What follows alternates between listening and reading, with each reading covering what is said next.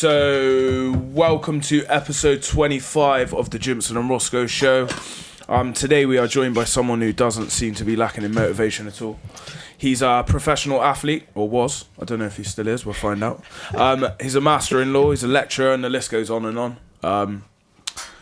Got to say, he is quite inspiring. Author. Costa mute. It's Dr Emmanuel Nartey. Emmanuel, 3 good things that happened to you today. Oh, good question. 3 good that happened to me today. I'm alive and I'm conscious, which is good. Beautiful. I can share my experience and my love with other people, and I have an opportunity to give as well. So for me, these are the 3 best things that has happened to me today. Beautiful. Nice. Where do you want to start? So, yeah, explain a bit about yourself. Yeah, who are you, man? Because you've got. Shall I say who I see you as? Yeah, go for it. So basically, right? I've told you so many times about what it's like working in the bar and the nightlife scene. You're plagued by people that are quite annoying and try and speak to you outside all the time. Most of the time, they're really drunk, and they can get on your nerves. Not all the time, sometimes they're really funny. Every now and then, you have someone that comes to the club and will speak to you outside, and every time you see them, it's like, you feel like happy. This guy. So Ross rang me this morning, he goes, because we were struggling, like, loads of people pulled out.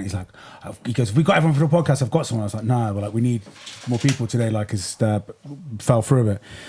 And then he was like, yeah, and he was singing your praises, man. He was like, this guy, he goes, most people, it's because you get drunk, people coming to talk to you. He goes, we were talking about spirituality. I was like, do you want to come on the podcast? And we talk about stuff like, so yeah. But then he said to me this morning, he was like, what you do, like, he was like, you did judo, right? For Ghana for quite a while, but I have retired now. I retired this year. Yeah. You still do martial arts? I do it just for fun, and just to keep faith. Sometimes I do the odd visit and teach if I can, but not competing anymore. I have given that up because I think my path in life is in another dimension. It's not in the sport anymore because things in life happen, and I believe in each age you live different consciousness in your lifetime, and so that part of my life has finished, and I have to focus on something else. Okay. So but I did enjoy it. It was quite good. 22 years being a top level athlete, and sometimes it's difficult, it's stressful, but everything that happens to you in life prepare you for the future ahead, and I think that's what the sport did. Did you ever go into the jiu-jitsu world, or was it just always judo? No, I just stick with judo because I was doing it at very high level, and then the Olympics level, and I've won a few World Cups and medals as well. So my focus was mainly try to stay on the Olympics level as I can, and also I was in the army at the same time, and I was doing my education at the same time. So it was kind of trying to multitask all my way through, but I think in life you don't realize how lucky you are when you got so many things going on, and you're still saying it, you don't know what you've got till it's gone. But I think in life, really, the most important thing is to be grateful. Gratitude is more important because I think every stage in your life is a gift and it's an opportunity to make difference. It's not an opportunity to have ownership of things and try to impose your will on other people, or try to think that the world is around you so other people should fit in your world. I don't think it's like that. So for me, I did cherish it, and I understand also that I have to move on and do other things as well. Cool.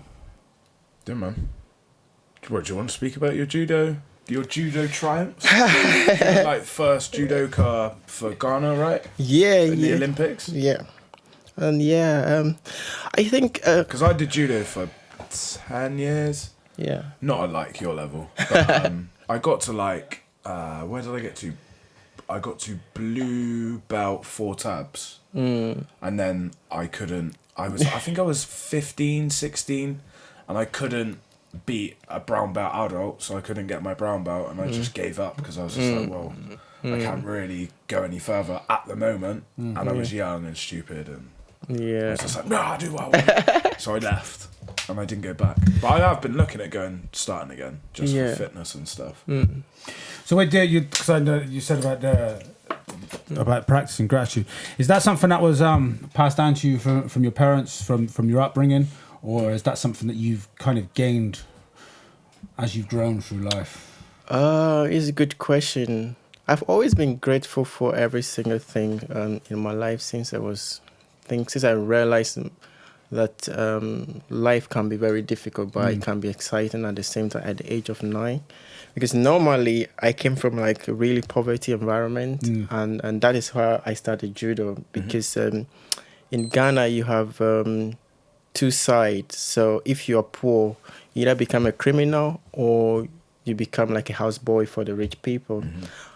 And the other flip side is you can take up sports. And at that time, it's only football in Ghana that is like a high level and a lot of investment. But I saw the prison officers' children doing judo in Ghana, and that is how I got into judo. But I think when I started judo, I knew at that age that it will be my way out of poverty, and it will be my way out to help my family as well. So,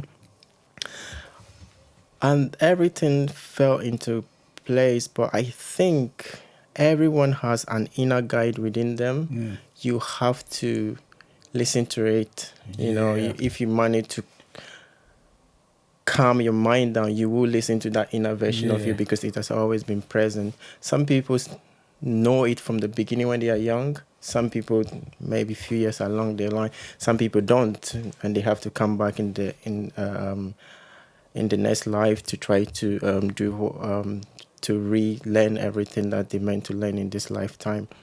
But I understand that, and that was my main motivation. You know, and what I learned as a child is that it didn't make sense at that time, but it did make sense now. That I didn't live my life, or so. For example, when I go to tournament and I get a salary, I share it with all my family and everyone, and I saw life as a collective responsibility. So it's not just I accumulate something and then I keep it for myself. So I saw that, and that became more as a motivational factor. So that was what drove me, and that was what inspired me. And the gratitude and the awareness came from that.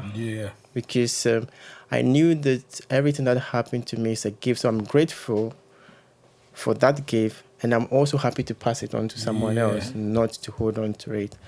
And once you are grateful for things in life, then the bigger door of opportunity intend to open to you. So, gratitude, I think it's something that has been part of my life since I was a child and up to this stage. I think at this age, I became conscious about things more, and I became aware about things more, because as you're growing, the environment becomes stronger because you've been driven by material stuff. And the material things are not the one that will give you happiness. Happiness is something that is within you. And I think the human being, they forget that they are creating their own reality rather than someone else. And that you need the awareness to detach yourself from everything that is happening around you and everything, the information that they are being bombarding you with. And when you have that awareness, then you begin to make a strategic decision that align with your purpose in life. Because I think every souls have their purpose, and your goals have to lead you to your purpose. And most of the time, people don't get it. And if you're not living your purpose, then you lack happiness, because you are working against your purpose. And in our age, or the 21st century, the reason why there's a lot of depression, there's a lot of anxiety and problem in life is people are working against their will. So if you ask someone, who are you? They'll probably tell you, I'm a male, I do this job, I have a family. Yeah. But they need to ask themselves this question, who are you really? Yeah.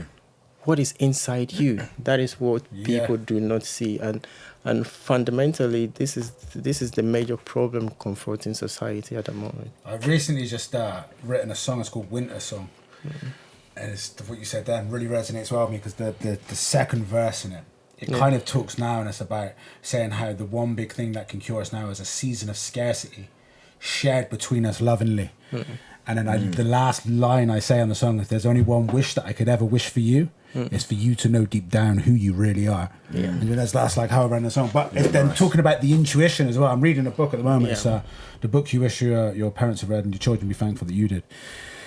And in there, it's really powerful. It's like saying about how you talk to your children, and if you don't allow your children to have their feelings, you will squash their intuition. Yeah. So if you say to them when they get out, when they're crying, and you're like, you're okay, they're not okay. No. You don't tell them they're okay. Be there and be their comfort, but don't, like, do you mean? Because you're then like squashing them, and you're telling them everything that they're not. Yeah. So then they're going to grow to then not trust their intuition, because you're telling them, no, you're okay. And it's like, boys don't cry. All these like toxic things that you're told. And it's really detrimental. And then because I find like now, like in recent years, I'm only trying to find these things of like, it's like really like, okay, no, I need to listen to myself and not my head. Like, I mean, it's taken me so long to get back to it. So that's like amazing that you've like managed to foster that from a young age. Yeah. Do you think your purposes are meant to change through life as well? Yes, because as I said, you live so.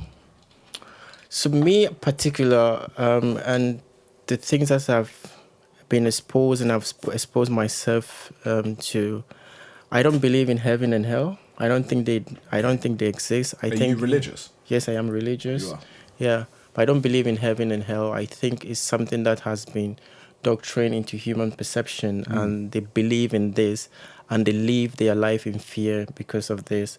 And I don't think that whether you use Allah or you call it Buddha or you call it God or whatever, or you call it the universe, it's an objective being, and it doesn't judge. So it's pure unconditional love. And so in our state now, we live in like in a cocoon. So you are limited. You don't know what is going on. But your real soul that exists within you, and that thing, that objective thing, empower your real soul so that you can possess this body, and it has its purpose, which is unconditional love, to share with the world and live in harmony with everything. And so you have that. But along the line, because our brain is designed in a survival mode, the human have pride themselves in selfishness, so they kind of detach themselves from everything that is happening. And instead of humanity to take ownership and responsibility of what they are doing, they prefer to say that it's coming from some higher source or power. And so I can say that, this bad thing happened to me because maybe I've sinned against God. Yeah. But maybe it's your mental state, this is creating this frequency, because we are the subjective being, we have the objective being. Objective being is just an observer endorsing what you are doing. So you can choose to go and murder somebody. It's your choice, but you have to be accountable for every single deed and action and thought that you have done in this life. And if you don't, I believe you have to come back to relearn that lesson, because every soul has a destiny and purpose that they have achieved. And I believe eventually, when you reach your highest stage, then you fade out of existence. And so this is why I don't believe in like there is heaven and hell or God punish you. I believe we create our own reality by our thought and the frequency that we project. Because as you were saying, it's an emotion. Emotion is a way to talk to you to understand what is right and what is wrong. Because, example, when we are young, they said big boys don't cry. It's absolute nonsense. If you have this emotion built inside you, it becomes a problem because you don't know how to express yourself. But it is okay to cry. It is okay not to be okay. It's okay to speak up. Because with this, you will learn to express yourself whilst you're talking. All your emotion and everything is going. Just for example, if you're angry about someone and your friend asks you about it, look at the way the energy you used to express yourself. You are channeling this anger and everything outside. And when these come outside, you are liberating this energy out of your body. But when we are told that big boys don't cry, we accumulate everything inside us. And then we begin to live in high state all the time. And this in turn also creates a disease for yourself. But we don't know because we have been programmed to believe in a hardcore society that, you know, showing emotion is like athletes. They say showing emotion is so bad because it's weakness. And then you take this into your private life and then it becomes a problem. So I think the human race have lost a bit, their way a bit. And this is very, very sad because the reason why everyone is here is to experience love in the physical body. But we have tended to be material. Accumulation. It doesn't matter if I destroy you, as long as I am happy, it is okay. But this is not okay. No. Because everything else is connected. There is nothing. So this is what I don't understand about racism. I don't understand about discrimination, because when you leave the human body, there is no male or female, there's no black and white. It's just a soul that exists, which is an energy and it's a frequency. So why can't you replicate that in the human body? Why can't you just respect your fellow human and live in harmony as you're meant to do? Why can't you do that? And we do struggle to do this. Never thought about it like that. I think that until things like racism are stopped, I don't think, well, there can't be peace. These are important things that need to be. How can you have shared resources, shared equality, whilst these things are still alive and within institutions, within people? They're massively important things that need addressing. How we do it. Yeah, that's the tricky one. But I think there is changes. I think there's a generation coming through, and those generation will be very rebel, and they will go against the established system because it does not serve any purpose.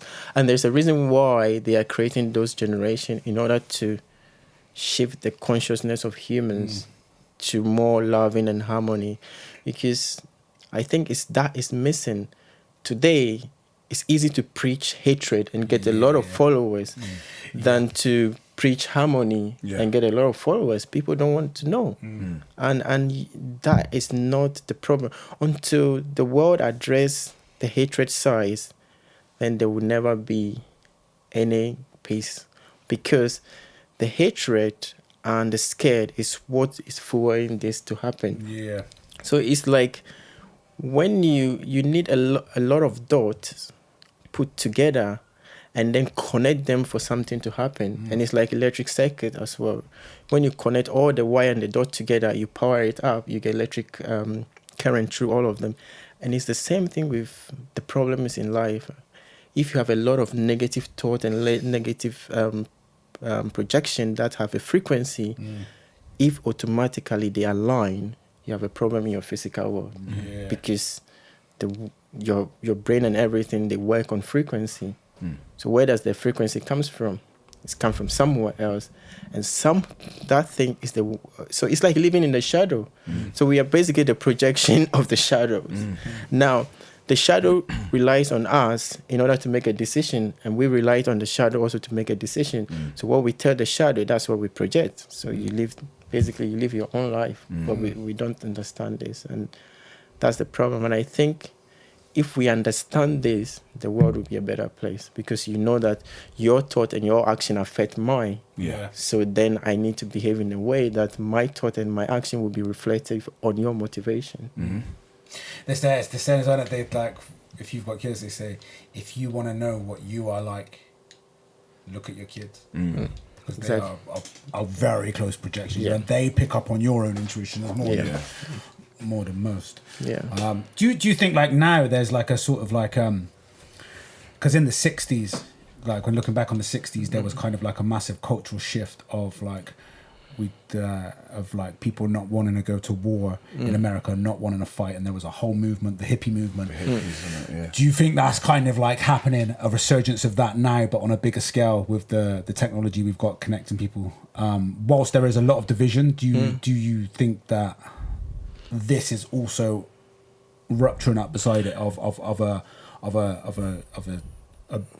of humans coming together to? Yeah, I think, like, so when people talk, I'll give you a harsh example is the Second World War. In the Second World War, there was so many discrimination, so many division going on. There is no human right. It's after the Second World War. Now, when you look at the human being, the way they are and the way they are far from their own purpose, it would take thousands of years for human right to come along so that you can have your right, you can enforce it. And if things like this happen, then there has to be something explosive happening in the human existence that shift the whole paradigm. So basically, in order for something new to happen, there has to be a bomb that destroy everything, and then they create it. And I think also, in relation to your question, what has happened is we've been sleepwalking for a long time, and there is a problem that we are not addressing. So all the things that is happening, I believe, will fuel something, and then something bad will happen, and all human beings will be like, okay, no, we have to change, and then there will be another dimension. But I don't think that it's always a bad. I don't think bad thing has to happen for people to change, but we choose to live like that because we like this and fuel this kind of behavior, and then it happens. For example, human being, we know that if we are living on a stressful level, if we are living an emotional state that is unstable, we know that it creates disease, we know that it could create cancer, we know that it creates all the problems that can kill you. We know about this, but we don't do it. Some people can hold so much emotion, and when you ask them, why are you in a bad mood? 4 weeks ago, this person did blah, blah, blah, blah, blah, blah, blah, blah, blah to me. But you have changed. Your cells in your body change every single time. So effectively, even though the rapid changes of it, you don't see it, doesn't mean you're not a new person tomorrow. So why do you carry the baggage of the past to the future? So basically, you are like, I'm going to sabotage myself because my future is not important. And that's how people live. And I don't think it's the healthy way to live.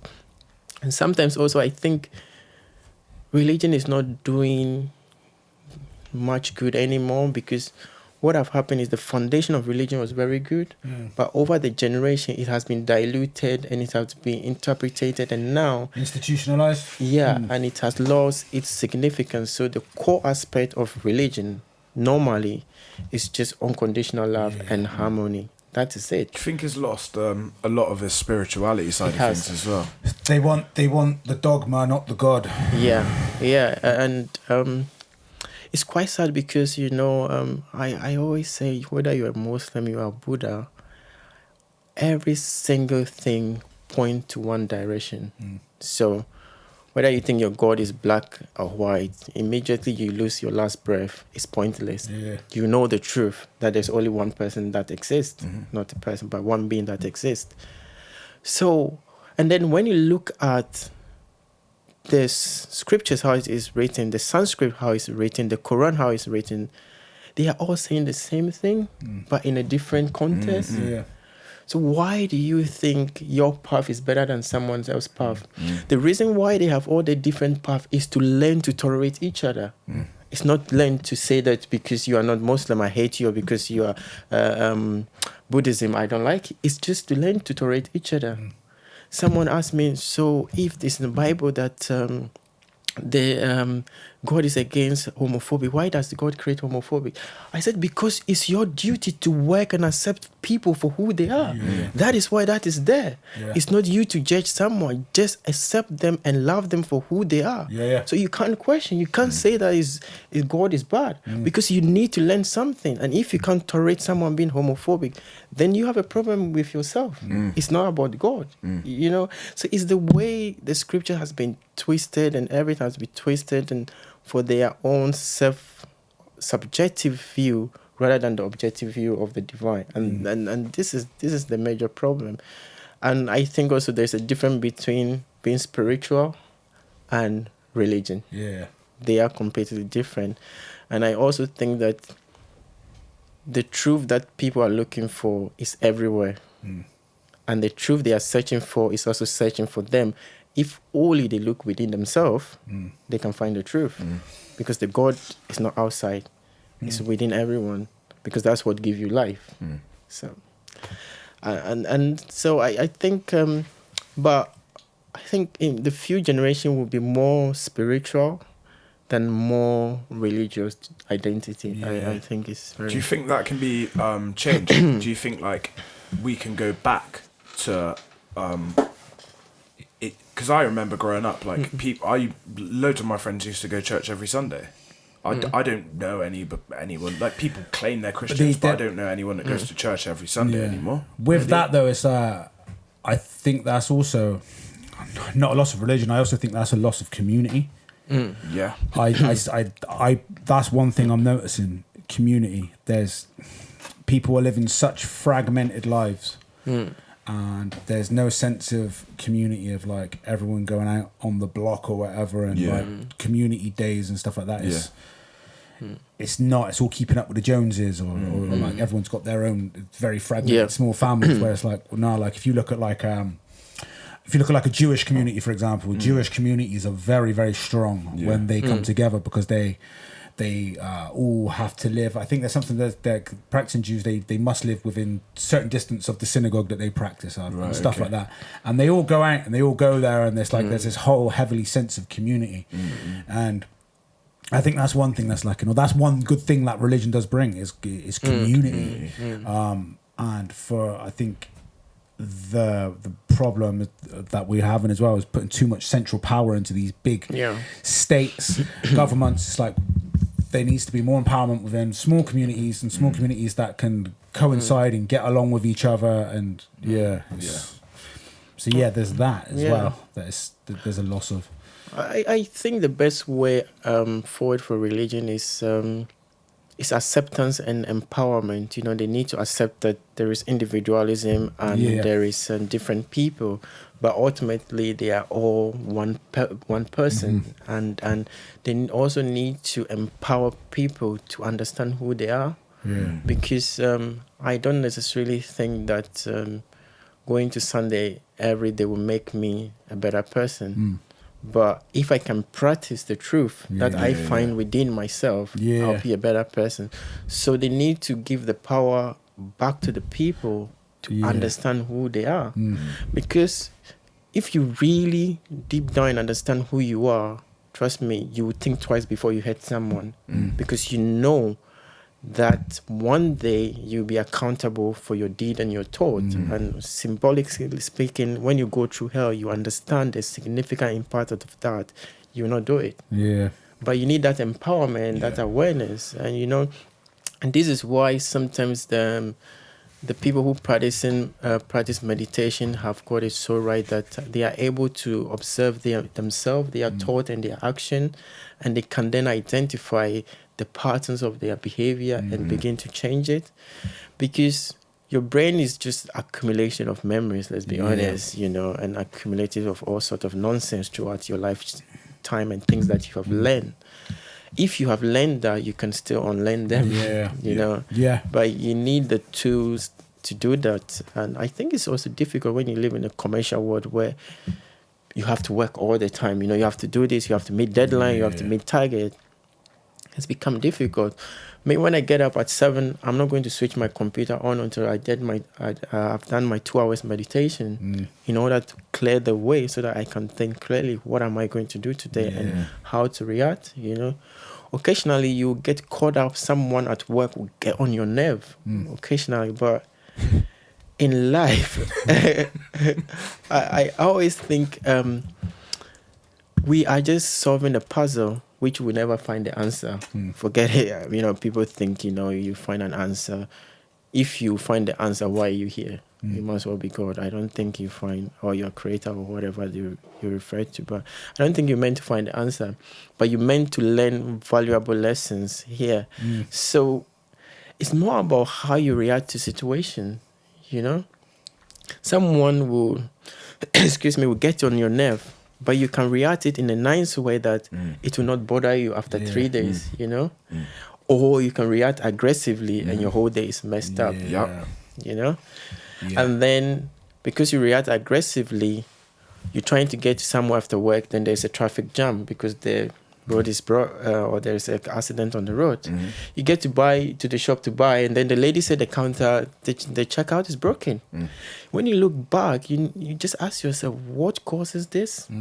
Perhaps it's that anger that has drawn all those negative energy along the way. It causes you to waste time in the traffic, and then it causes you to have a problem at the counter. I think as well, with those sorts of things, if you didn't let that person at work get to you, you wouldn't have even found those things annoying. No, yeah. Do you know what I mean? It's what you get, like what you're focusing on. What you're focusing on, it's like whatever you're paying attention to is what you will see more of. If you're in tune with it. Do you know what I mean? If you're in tune with, and like you were saying about being in tune with yourself, I've been practicing meditation for about 6 years now, and it's only sort of like the last maybe year or so that I've really noticed the effects in everyday life, where it's like it's now trickling into moments of not allowing things to run away with me. It's like, being like, okay, and observing it, witnessing it, and letting it go. And it's, I think that as well, like, it should be taught more to young people. Like I remember reading once that there was a school in America, and they were, instead of giving kids detentions with writing lines and stuff like that, they were making them meditate or putting them in meditation after school. It's like, you stay behind, you sit, you meditate, sit down in silence, think about what you've done. And they were saying like what it was doing for these children was like amazing. Do you know what I mean? Like rather than like punish them, you're bad, don't do this, write this on the wall. It's like, no, okay, let's sit, let's think, let's reflect. Powerful, man. Do you know what I mean? It's it's that can like so what about, because you're a doctor, right? Yeah. So philosophy doctor, not a medical doctor. I did my PhD in international law and human rights. I was doing it whilst I was doing my education at the same time. Then I kind of got bored, went back to do masters in science because why not? If you get given a scholarship, you might as well. Then I did that, but I think my spiritual aspect kicked in when my sister died last year, because I went into what I call the dark soul moment. You know, when you can like people who experience grief, they will know this, like you exist, but you feel like you're not existing. You feel like your soul is actually, you are empty vessel. You know, like a shell. Yeah, you don't eat for days. You know, you don't feel hungry. Everything is tasteless, and then you begin to question the existence, the whole existence. And if you're a Christian, you begin to question God. You know, because that's what you believe in. Yeah, and you've been doctrined to also believe that the universe is a personal universe. So if I believe in God, God shouldn't harm me. But no, the universe is impersonal universe. And so I have that old view, and I begin to question, and I curse God if I can, because it was rough and it was hard, because my sister, she was quite a nice soul as well, and she died so young with cancer, and it doesn't make sense, you know. And So I think then that awakening moment happened, and I realized that it's an impersonal universe. It's not about anyone. You are here playing a part, of course, but that piece of a tiny, like when you go to the seaside, you see the sun. It's hard for you to count the sun, right? But the little tiny sun could be you, but it's still important. If you are not part of it, the whole thing is not whole. So you are still part of it, and it's very important. But it's not about you. It's about everything else. And I also begin to realize that every souls have their journey. You know, even a baby may come, and then after 2 months died, but that baby choose that parent for a purpose, to teach them something. And it's up to them to find out what it is. But because we are so sucked up to this life, we forget the bigger picture. We forget the lesson that person is teaching us.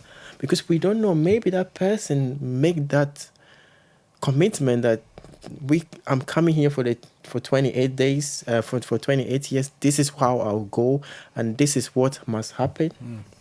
So it's up to us to make sense out of it. So I begin to realize, okay, so what is the legacy of this girl? What is her purpose? Because she achieved nothing, you know? Then I was walking on the beach, and then I said, okay, Marinite Foundation. That's just thought that came to my mind. I said Marinite Foundation, and I called my brother and said this will be the legacy of my sister.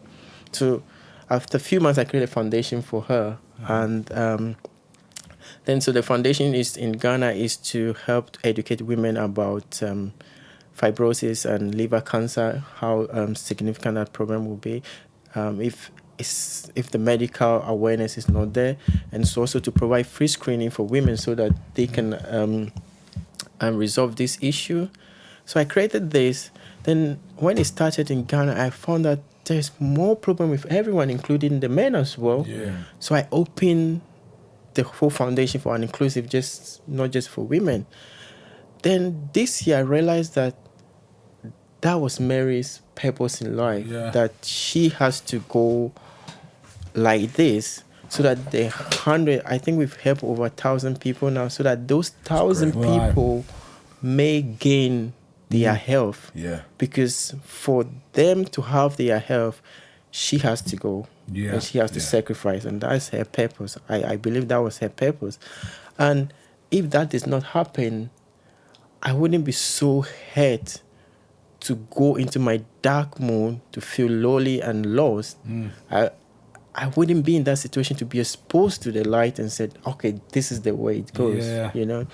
So I was religious, but to become spiritual, I think it's more about last year when my sister died, and that moment leads to the next stage of my life. And I always say everyone has it, you know. It's you kind of have to retreat. You know, some people do it naturally. They can retreat from the physical world and go within themselves, and then they find themselves. Some people, unfortunately, something bad has to happen to them. And then it shake up their whole life and the meaning of their life, and then they change. And I think after the death of Mary, I begin to realize what we think is life is actually not. What we think, we consume this, we accumulate this, we do. I think it's actually, I realize it's not at all. So, and I now understand we've been told the biggest lie in life, that we are just a single person. They give birth to you, you live your life, and you die. I found out was the biggest lie I've been told, and we know we are dimensional beings in living a dimensional life. So you come here to do something, and when you're done, you have to go back, and you have to give an account of what you've done. So that's not punishment. So the Christian will say that, you know, you go, there's someone with a white beard sitting on a judge to judge. It's not like that. You will have a review of your life, and you'll be pointing what you've done, and your previous life also before you came, what you've done and how you've done better, and then your next assignment, whether you choose. But what is true, fundamentally true, is that you never come back in the same body. You know, so you can come back in a different body. So you do you follow much on like the past life regression type thing? Is that? I have. Is it Dolores Cannon? I don't know. No. So she's does a lot on this, like past life regression. She does a lot of like trying to get into the depths of what you were in past life. It's really interesting. And there was one, and she was like saying to this woman how they'd worked out that in a previous life that she'd lost. So they do it under under hypnotism, and then they'd use it on tape to record what the subconscious mind's saying. And they're saying from a previous life, it was a woman. She reckons it was medieval times, and soldiers were coming through and they were raping and pillaging, and she had a 1-year-old baby. And she put the baby on the other side of the street in the archway. This is what she'd come out of under hypnotism. She put the baby on the other side of the street in the archway, and then she hid on the other side in hopes that they wouldn't find the baby.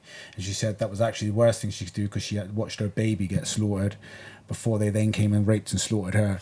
When she could have held the baby and been slaughtered together, she actually let the baby die alone. And she said that is why. And then she worked out from that is what her path is, because her fear of life now is that is why she always she's so needy and these things of what she is, because she's trying to repent for that, or trying to give that, but she's never had a chance to let that go, and she's trying to repent for that. Wow.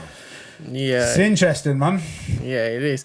I think you could do that also if you manage to get yourself into your brain into the gamma wave and into really, really deep meditation. I think you can type into that, and because there's always beings around us. It's about you asking for help, so you can type into that, and that awareness will open. But sometimes also not everyone is ready for that, because it can mess you up when you come back, because everything doesn't make sense, and what you know is different from what you've been told. So you have to live your life as you know it. And the love that you feel is never the same, because you're always at peace. You know, like when people say that, oh, the dead are suffering. No. They are at peace more than the living, because that is the only time you experience unconditional love. In life, we love with condition. You know, and you can see this even when relationship break down. They become enemies. That is not love. That is conditioned love. You love with condition. I love you because you do something. And if that is not there, I hate you for it. That is not love. You know, I always say that if you truly love someone and they hate you and you split up, you always wish them luck. You don't build some resentment against them or try to destroy them or something. You just move on. And that is true love. But you don't see it these days. So in this physical body, it's only few people understand unconditional love. But when you transcend, you do see this. And I always say that, why should you come back to this mess? You know? So the dead are always at peace, I believe, and they experience the highest state of living and being life. That's why I think death is just existent in another dimension rather than, you know, people think. And the dead also are more aware of everything because of the highest consciousness. You are connected to everything. So if you wanted to think about if you wanted to think about your laws, you can think about them and you're connected to them because that is how the consciousness work. And sometimes when you get to that stage, you will know who you were in your previous life, and you will know also your purpose in this life. But you have to be very attentive because you'll be seeing different person, and or you'll be seeing someone else in a different place at a different time or doing something different. But you have to be very attentive. That person is you.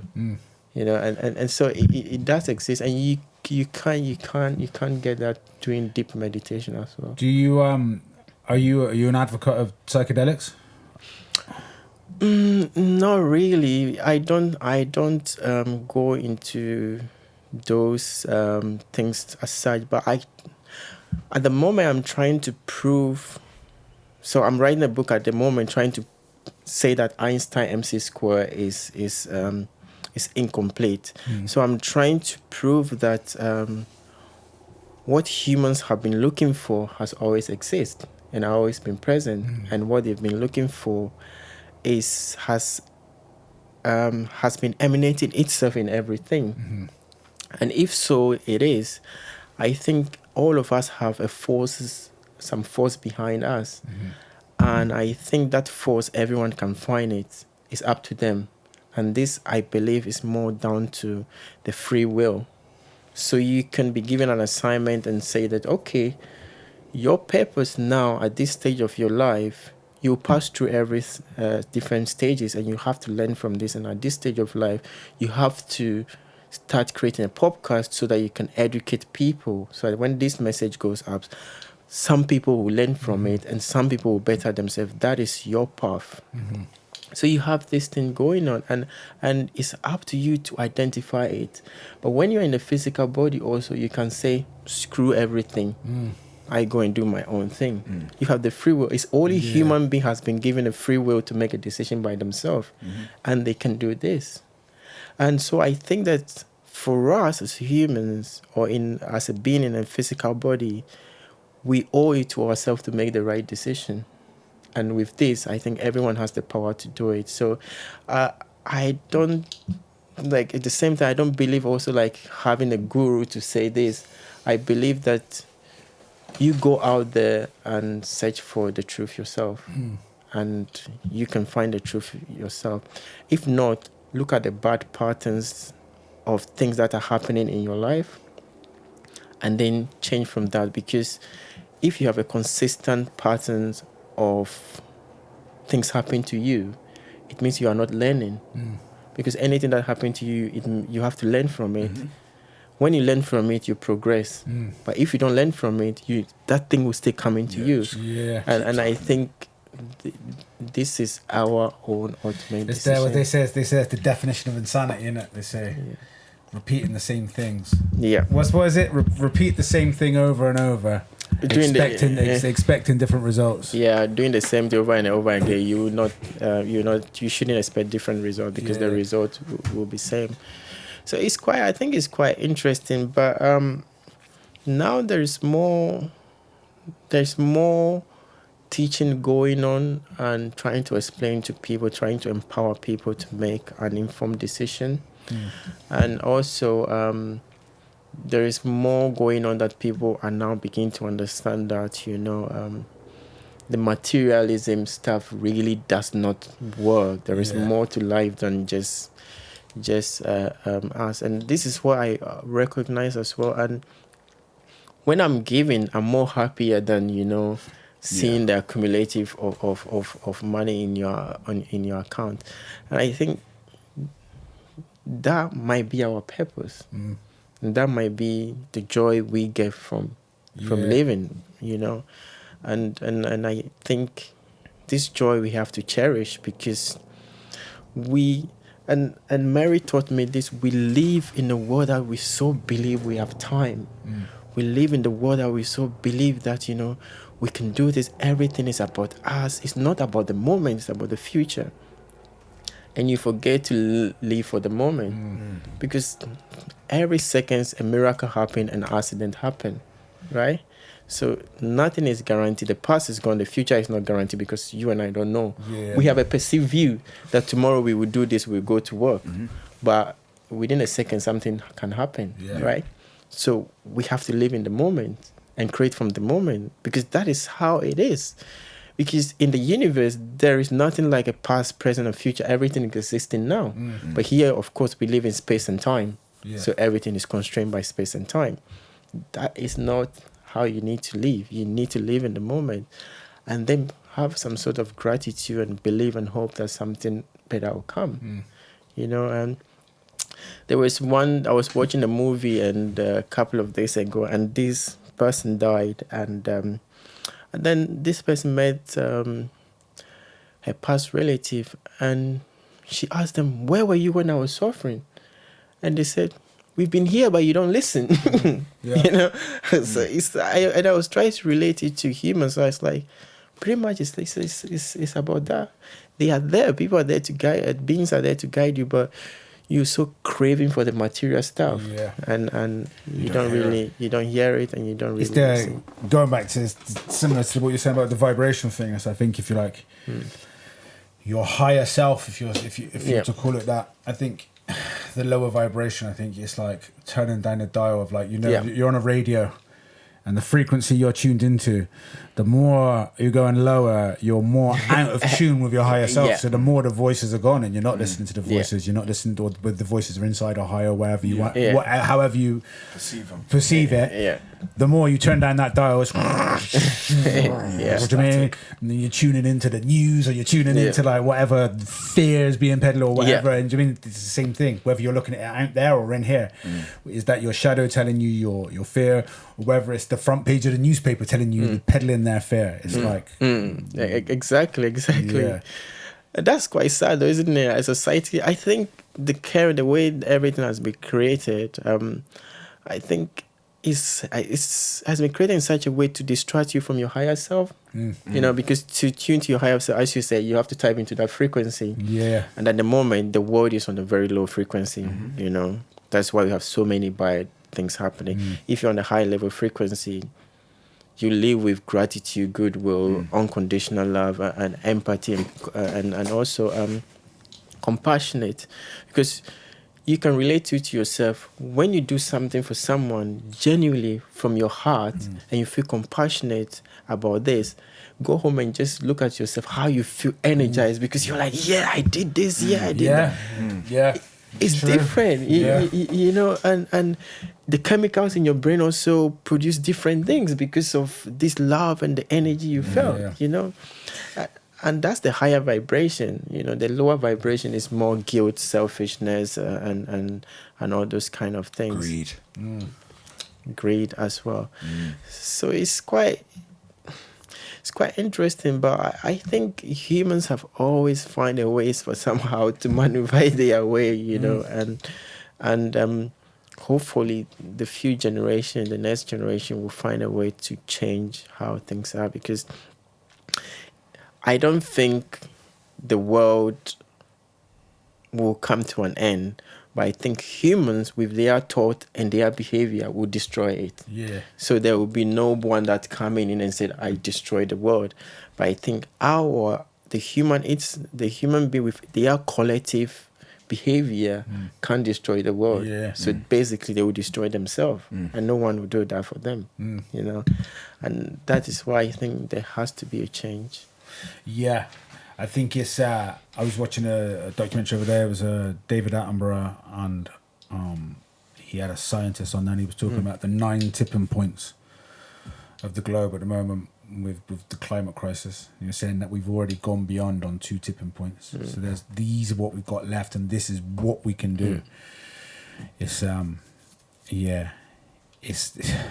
it's empowering the people to be able to make the changes, and it's tough. If you've got people living in extreme poverty, they're not going to be worrying about whether their food is sustainable or whether their energy is sustainable. They've got more things to worry about, where the next meal is going to come from. It's tough. It's going to be challenging. I do have a glimmer of hope. I am hopeful that we are going to pull through this, and we are going to grow, and we are going to. But I think something radical is brewing, and something radical is going to happen before.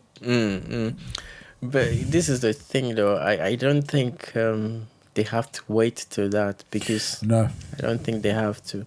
If they don't, something will happen. There's a force will step in, and massive disaster will happen, and it will reset the whole clock, and they have to start from. But and again, when you look at it in that context as well, there's nothing wrong with that, because so we cherish this life because we have taken this life as it's all we got. Yeah. But if you are a being, for example, and you understand that this is not just a life, this is like a vacation, and there's a better life somewhere else. It doesn't matter when everything is destroyed to reset. You know, so it's easy for them to make that decision. But for us, it's more like a disaster. But you realize that any time that there is something bad that happens, you see the collective force of the human soul changes, and they begin to come together to do something. And sometimes this is what we need, you know. Collective myth. Yeah. There is true leaders born in times of hardship. To truly lead is Yeah. There's a scientific, this is not a spiritualism, but there was a scientific study that shows that when the two planes hit the World Trade Center, the world magnetic shifted. So, and the scientists were studying why there was a shift for 0.1. And they realized that because the whole world was crying at that time, that emotional force alone forced the magnetic to shift. That shows you how powerful the human consciousness is, you know. But we don't realize this. We prefer to work against each other because then someone thinks collectively, I guess. Yeah, that's collective. That's not obviously like one person. Well, they did you? So it was Brett Weinstein was talking about collective consciousness versus personal consciousness. Yeah. Okay. And he was saying personal consciousness, your thoughts are what was once a collective consciousness, but you've developed this as well. Yeah. So that was always, you'd be in tune with your fellow people, and it would be the collective consciousness of you speaking to each other. You've evolved, and now you're having, so these voices you hear in your head is the collective consciousness of your, That's wow, that's really interesting. Yeah. And he was also saying, he goes, if you go back far enough, he goes, you look in the forest, he goes, and you go back far enough, he goes, these are all your ancestors. The mushrooms. The tree is your ancestor. It's all part of it's the same thing. Yeah. It is. When you cut the trees off, it affects the planet. Where are you getting your oxygen from? You know, the tree has to recycle it and pump it up. And it's true, the tree talk to each other. Yeah. You know, people, you say this and people are like, oh, are you going crazy? Yeah. No. They do.